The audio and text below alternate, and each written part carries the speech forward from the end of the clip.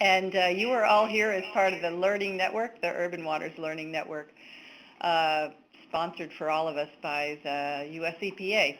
And my colleague, Deanna Toledo from River Network is here as well, and Ryan Carter from River Network, who's supporting this effort.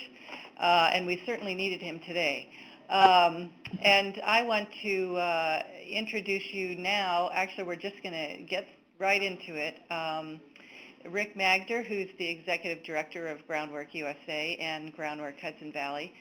And really, we were talking about the difficulty in this very competitive grant environment, about how do you really position yourself to get the grants. While there's money out there, we know that it's getting much more competitive, and that it really is, there's an art and a science to really looking around for what matches your organization in terms of the grants that you go after, because it's a big effort. So without further ado, I'm going to let Rick walk you through and lead you in conversation about this very critical thing for all of us. Thank you, Anne-Marie. I think Deanna and Anne-Marie thought that it'd be valuable to enter this conversation with a specific case example. One of our urban water grantees, and I don't know if Eric is here on the phone or not, but received some technical assistance from us around how to grow their funding. And so I spent some time with them in the St. Louis area, where in the inner suburbs just outside of St. Louis where River Rally was, and to try and look at ways that they can be more successful with grants and also really go from a volunteer organization to a professionally staffed nonprofit. So, there is another presentation that I've given in the past about grant writing specifically. This is more about kind of strategic thinking, using this as a case example. And I'm not sure, obviously, where everyone is on the phone with their urban waters organization. Where River de Pear was really in a position where it was really led by volunteers. So this presentation reflects where they are. I saw, I think, on the list of grantees that the list of participants might be the Bronx River Alliance, for example, where they have a very mature organization and in a completely different place with regard to what they need to do around funding. But so everyone's going to be in a different place, but I think some of the things that came out of the site visit are really commonalities that, as you think through grants and funding overall, that hopefully you can get something out of this. And the presentation is only about 15 or 20 minutes, and then we can open it up for questions.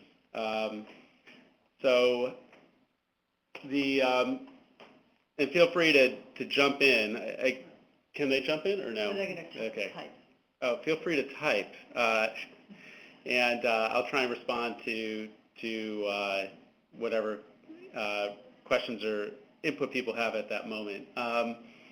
So as I said, River de Pear is one of the 5 technical assistance grantees under our Urban Waters original grant program that's run by River Network and Groundwork USA.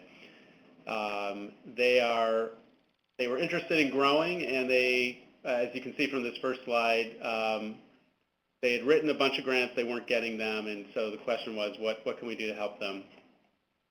So I always personally feel that I can't really say anything about anyone unless I go and see what it looks like on the ground, because grants are very, very nuanced arena, and you really have to understand, the watershed itself that they're working on, the urban context, and so typically, that's one reason why it's hard to hire an external grant writer from what you're doing, because you really have to sell something, you really have to know it. You can't just come in frequently, externally, unless you're really, really good at this. So when I went to St. Louis, I was, in the back of my mind, I had these key questions I wanted to answer, and they really reflect the same questions that people who are reading your grants are going to be thinking about. One is, what is the resume of the organization? It's like going in and selling yourself for a job. What have you done in the past that makes you a legitimate organization to do whatever you're proposing to do? And so I wanted to get a feel, on the ground feel, for what the resume really looked like of the programs that they've done, and I'll talk about that in a minute.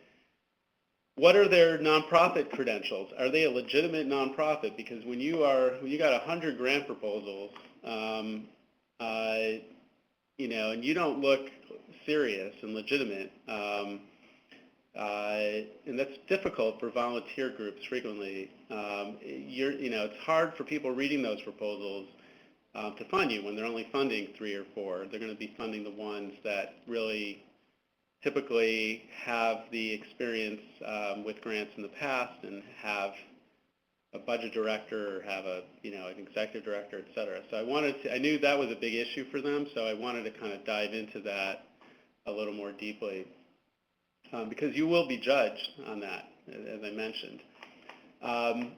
The fun part is what are they selling? What are you,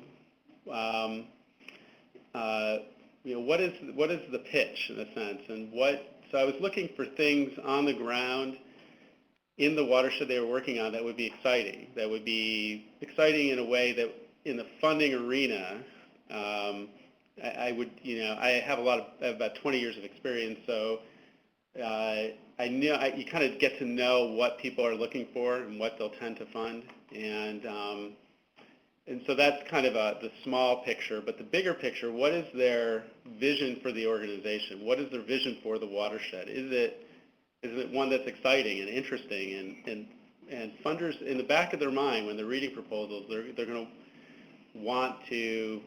If you have a big vision for what you're trying to accomplish, they want to see how that little piece fits into that. And so, something like the Bronx River again, or our work here in the Sawmill River, we had a lot of really big ideas. And every grant we had, we would kind of throw those in so people understood how this fit into some larger idea that we had. Obviously, every locality has a different sensibility around money, and in some places there may not be a lot of funding from, say, community foundations and things, but typically in America, there are pots of money, fairly large ones usually, that you want to understand who's holding the purse strings, and sometimes you might have to do things you have to play with those folks if you want to get money and understand what they're looking for and who they are. So I was kind of quizzing River to Pear about where, who is spending money on what in the arena that on local environmental issues. And lastly, what is the competition like? What are the other nonprofits? Are they well funded? Who's funding them? Do they relate to the watershed? Because that is, one, you get a sense of the funding arena by who's funding other groups, but you also, there's ways to fill a niche that you could be a strategic partner with someone who might be well funded, and you can go in with some joint grant proposals. So, of course, you could be in the situation where someone's doing all the work you want to do and they're already set, and then you might have to rethink what you do. So when I went to St. Louis, those were the things that I wanted to get answered, and spent only really a day with them to answer that as we drove around the watershed. So what did I find when I don't know if that's correct English or not, but the River to Pear Watershed Coalition focuses on this inner suburb area, which is kind of, wouldn't be necessarily an immediate urban environment. It's more urban suburban environment, and in some ways that was pretty limiting because it just didn't resonate to me, the geography of this creek that went through past strip malls and 4-lane suburban roads and housing tracts. It's hard to, as I'm thinking about trying to sell that, it seemed like a hard sell to capture one's imagination. But it had some things about it that were interesting. The big issue there, which I suspected, was that they didn't have they don't have an office. They don't have any professional staff on board. They don't have any of the things, really any of the the business backup or anything.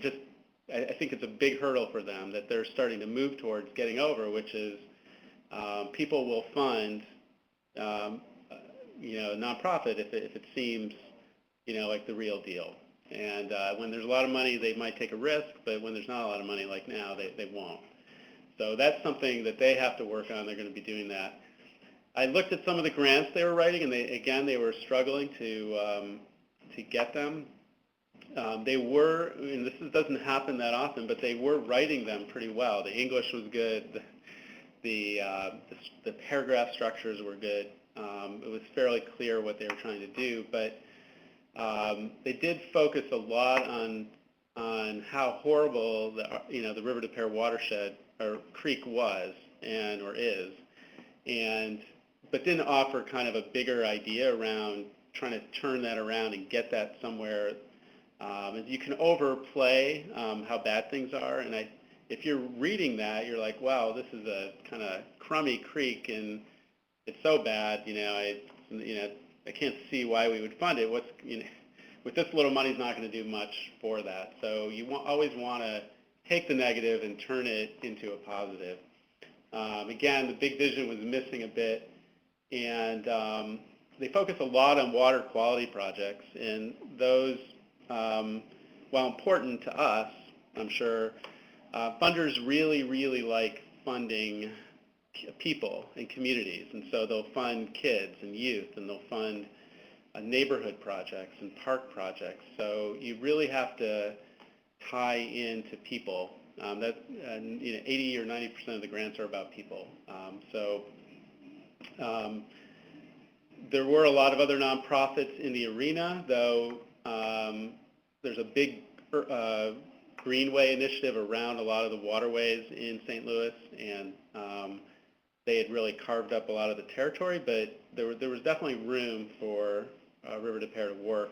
But I thought connecting them with them was a good idea, since they're pretty well funded and established.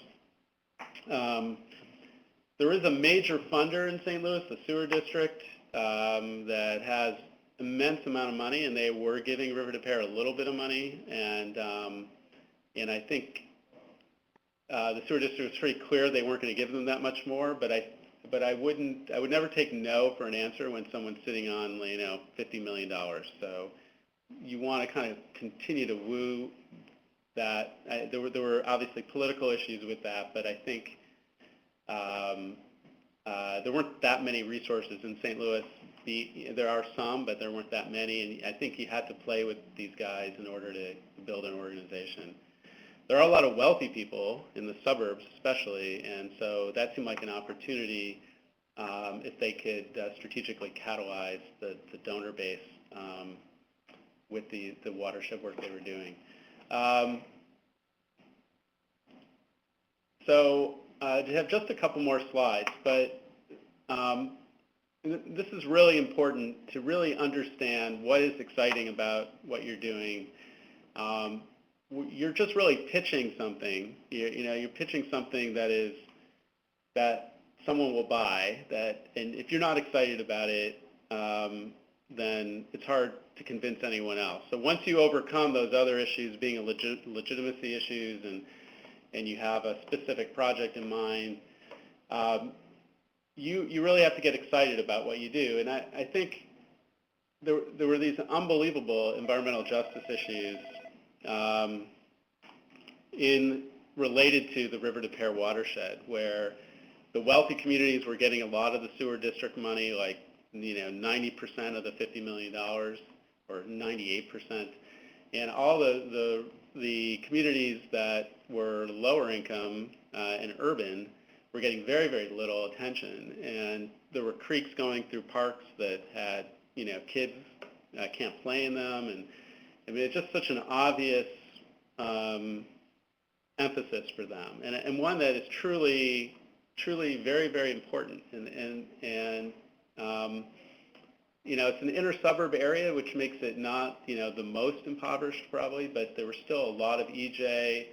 As I tried to highlight the grant areas that people are funding these days around social justice and environmental justice, green infrastructure, you could do a lot around environmental education and the history of environmental justice also, and a lot of park improvement work is funded. And if you make the case that these are real communities of need, I think that was something they could have done. But that really stood out.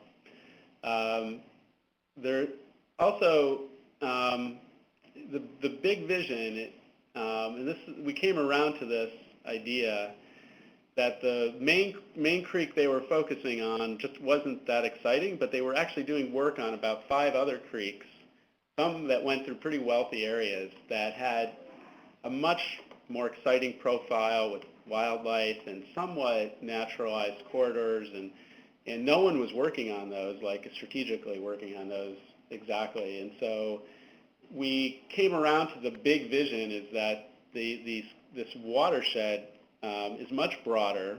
It has this EJ component to it, but it also has all these other components to it. And if they could strategically broaden what they were doing, it would really open the door to a lot of grant opportunities and a lot of potential donors. And connecting it to the Mississippi River, which it is connected to, which is the next point, which is the story of the watershed, which is really, these stories exist all around the country with all of our watersheds, but there's this amazing story about the World's Fair in 1902 or something in St. Louis, and they were concerned at how polluted the River des Peres was, and they actually created this complex engineering system to bury it underground and then create a fake river and lake system in their main park, and how it's just an interesting story about how we engineer our cities. And I think it is connected to the Mississippi, and it's how we kind of deal with it's basically become a sewer system in a sense. And so how we think about our watersheds as connected to these big rivers. And there's some issues with Chicago, the Chicago metropolitan area dumping into the Mississippi, and so it's all connected, and it's a really, there's a lot you could do around interpretation and environmental education. These are all things that are fundable. Historic interpretation, urban archaeology is something we do at Groundwork USA, and there are some, not that many, but there are some wildlife things that you can really play up as part of this interconnected ecosystem. So I was trying to get them to think in this broader, more exciting way, and in a very legitimate way about the work they're doing so that they can pull in these resources around these topics. And then lastly, as I mentioned, there are other nonprofits near them that are much better funded and much stronger nonprofits that they could carve out a piece of a partnership with those folks who, when we met with them, they seemed pretty willing to do that. In whether they kind of get incubated as a nonprofit in one of these other nonprofits, or do the job training program for them, or do the science education, whatever it is, that partnership can really allow them to kind of build their internal capacity and their resume. So, just at the end, you have to convince people that you're legitimate, both your past resume, if you have one, and your ability to be a functioning nonprofit. Ideally, you would develop some thematic program areas that around things that relate to what you're doing, whether it's science education or water quality, but the people component of that is really, really important for funding, and the neighborhood component. And don't lose track of how awesome this work is and how much passion we all have for it, but drive that passion into what you're writing, and you'll be much more successful than writing just responding to the specific criteria that are listed. So all those things matter for grant proposals. That's what you're evaluated on, and if you do those things, you'll be much more successful. So that's all I have. I guess that was about 25 minutes, and I'm happy to take any questions or, yeah? Well, I just wanted to, this is Anne Marie, I just wanted to let you know how critical the storytelling is, because we still have an EPA regional person here who still remembers how we pitched the grant that we got, which was the targeted watershed grant. She can still remember picturing in her mind what we were saying about the watershed. So that is just a really important thing, that sort of blending of why it's going to do something for the people who are there, the passion for the project is really important.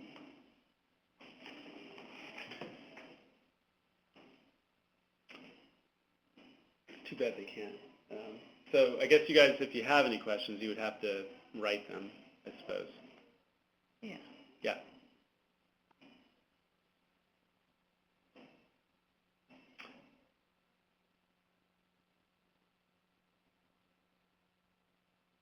Or also, let me just say that if people, I'm happy to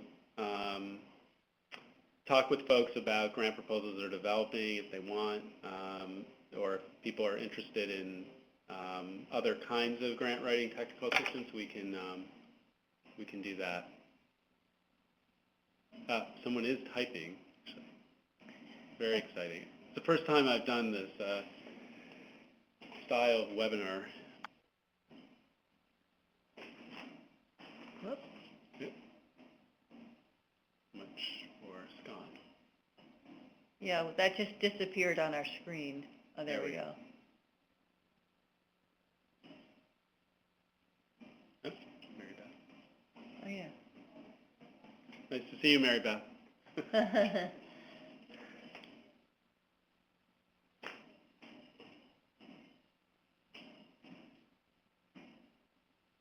Well, Scott, we lost your communication. Or there it is. Okay, so Scott, I guess, is asking a question. How did they sell the community health link to local funders? Our foundations are interested in this. And again, this is part of the people connection. I don't think they have pursued all that much community health link. They've been really focused on water quality. But the community health issues are, the E. coli issues, and I mean, it is a great way of selling things. There's actual, very, very specific health dangers. There's big signs on the River de Pere, don't even go near it. And so, for kids, that's like a temptation to actually go near it. And there are foundations that people probably didn't think about around the health arena that you wouldn't necessarily look for to apply to. But there's another health piece, which is the healthy communities piece around active living, and there's these greenways that go along these creeks, and there's a lot you could do around.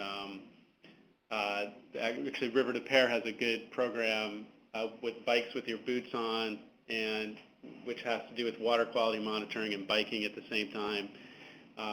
That is, there's obesity in a lot of these neighborhoods, and other chronic health problems, and so the more you tie in to healthy lifestyles, there's actually a whole group of funders that really care about that, including United Way and others. So.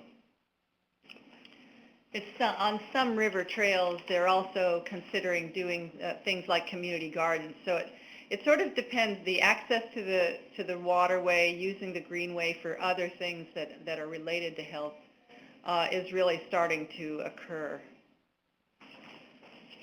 And, there's certainly canoe and boating kinds of things, if your creek can handle that, that are pretty active ways of doing. If our daylighting park here, that was our big project in Yonkers, we now have we got a USDA grant to put a big farmer's market right in the middle of the new park, and that is all about, it's not, you wouldn't think of it as a watershed thing, but it is the whole thing is right next to the waterfall in the park. It's just a beautiful setting, and it's right next to our education classroom, which is, so it all kind of works together.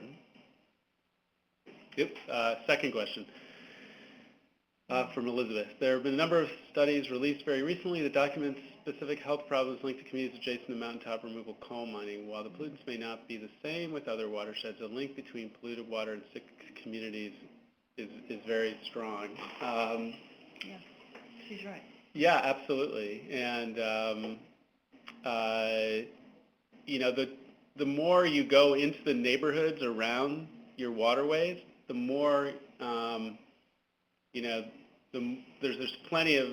a lot of relationship between what happens in the communities and neighborhoods in the waterways and your waterway itself. Obviously, the waterway is a lifeline for the community in a lot of ways, but it can also turn fairly negative for them as well. And so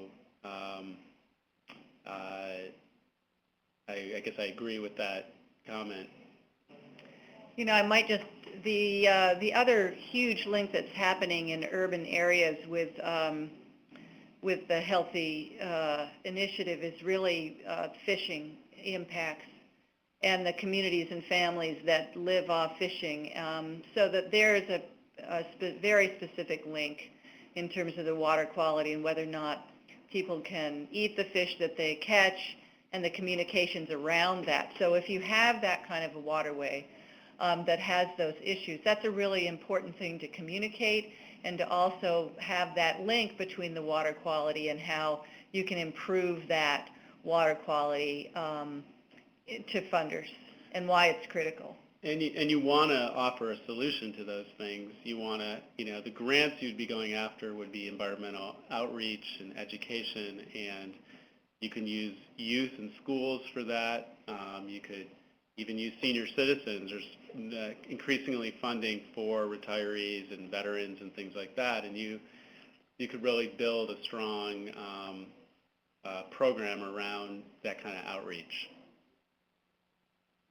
I will add one example. The Spokane river keeper was concerned about the subsistence fishing that was going on in the river and mercury levels on the river. And what they did is put together a really interesting project that included a video component, going out there and actually interviewing on a Saturday morning all of these folks who are fishing, and it didn't hold up to any kind of statistics in terms of usage or consumption of fish, but just with a handful of interviews that they were able to capture and put into this wonderful video that you can find on their website, then shopped it around and did a lot of community outreach. Another piece of that same project was actually testing the fish for mercury. So they combined together both the testing, the outreach, the communications pieces, and were able to secure some great funding for it just because they had such a mix of strategies around that issue. So if folks would like more information about that example, I can certainly send that out. And this is Deanna from River Network. Yeah, and whenever I go to a place to look at what the grant opportunities are, I'm looking also for big institutions. And in the case of St. Louis, they have Washington University, but a lot of public health schools and other universities have the kind of science research. You go after CDC grants, you go after NIH grants. Sometimes we've gone after those around these kind of public health issues, and if you partner with a college or university, and because you offer something they don't necessarily have, which is the community, the real on-the-ground community engagement.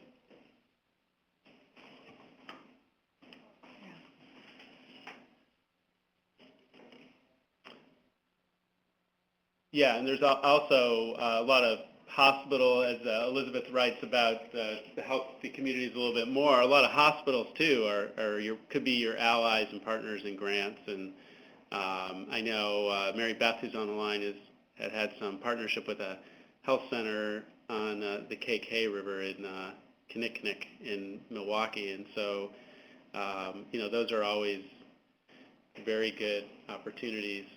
You always have to manage those relationships to make sure you don't get squeezed out or something, but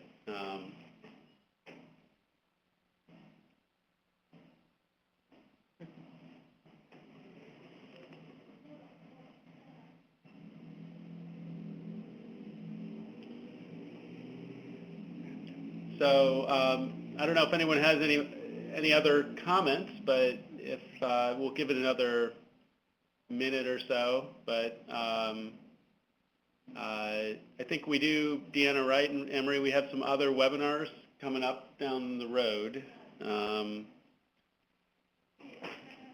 Yeah, the next one will be Merritt Frey at River Network. Deanna, do you have the details? It'll actually be sent out again on Basecamp for everyone with the dates and times. For those of you who were at Raleigh during our Learning Network, Merritt and Gail were there from River Network, and they'll be focusing on water quality. Looks like we have one more comment coming in from Jane.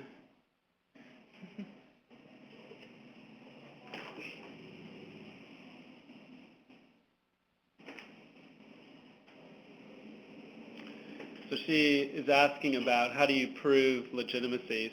Sometimes, especially when that's an issue for you, you have to kind of put your best face forward and not be too honest until you kind of build your resume as both a nonprofit and programmatically. And you don't want to tell them all the secrets about whether things are filed in the right place and everything, but you do. That's why, in a way, in some ways, if you haven't done something that you think you want to do in the future, we always try and do that if we can get funded to do it, so that we can then say later we've done that, whether it's a small job training program or major water quality efforts or youth programming. You want to have that to say that you've successfully done that, so that you can say that. It took us probably about 7 years for us to have a really great youth program, though we described it as great for a long time, but now it truly is pretty amazing. So you kind of have to build that up. On the nonprofit side, it's a little harder to hide that, but if a foundation person shows up and you're working out of your garage, that's like, forget about it. So, we usually like to say, have an office, put a sign up, appear, obviously a website now for a long time now, and letterhead and things like that, and have an ability to show people that you have staff, actually, that you have a budget that has, someone that says executive director, and that you are hopefully doing audits and 990s, of course, and things, so that you are, even if you're in an early stage of that, you can explain those things away, but you do kind of have to have the basics, so that foundation people in particular, or government, they can sense when it feels a little like a fly-by-night organization. I also think, a lot of things that watershed organizations do is they convene meetings of neighborhoods or groups, and documentation of things that you do really absolutely helps, so that you have a binder with all your agendas, or the flyer, or this or that. Sometimes you cobble together the fact that you've met with 4 or 5 community groups, and sometimes you might just describe that as, we just met with people. But you could basically frame it in, this is our vision, we're meeting with, these geographic areas, so that there's actually a plan. Some of the legitimacy really is spending time for that, 2 or 3 page strategic plan, that then you start documenting that you're doing those things. That starts to give you credibility. So Deanna just put up the next webinar, which is Creative Partnerships and Volunteer Water Quality Monitoring, What Works? And I guess that's in about a month. Yeah. I'm not who's leading that? There will be Merritt Fry, who runs the Habitat program for River Network and recently did a comprehensive survey of different groups doing monitoring and finding what is working better out there in terms of who they're partnering with and how they're structuring such programs. So for folks who are either considering going into such partnership or doing water quality monitoring would want to expand that, that would be a great webinar. I will say that we're always also looking for other topics that might be of interest, so please send those our way. As soon as we sign off here on the webinar, there will be a very brief evaluation form that you will be taken to on your screen, and that's one of the questions that we ask. What else would be helpful? So certainly from Anne Marie and my perspective, any calls that we can facilitate or webinars we can put on, whether it appeals to a large percentage of the network or a small group like today, as far as we're concerned, that's the people who show up are the right people who need the training. So that would be great to share your suggestions. I will say River Network has a lot of materials on raising funds from grants. You know, in our resource library, you can find a lot of that. But just to reiterate Rick's point earlier, if you are thinking about maybe using some of these approaches that Rick just outlined to think more broadly about your own work and what kind of possibilities that opens up for grant fundraising, please reach out to us. We would love to talk you through it one-on-one and, again, help review proposals, whatever that might be. So just reach out to us individually as well. We'd love to do that. And the real answer to the Scott's question of the slides available, yes, and it's recorded as well. All right. Well, with that, I think we are probably coming to an end unless there's other questions. Anything else, Anne Marie or Rick, that you'd like to say to wrap it up? No, good luck. It's pretty tough out there, I know, but stay focused on the work, you know, and how great the work is, and put that in the writing of it, of what you're doing.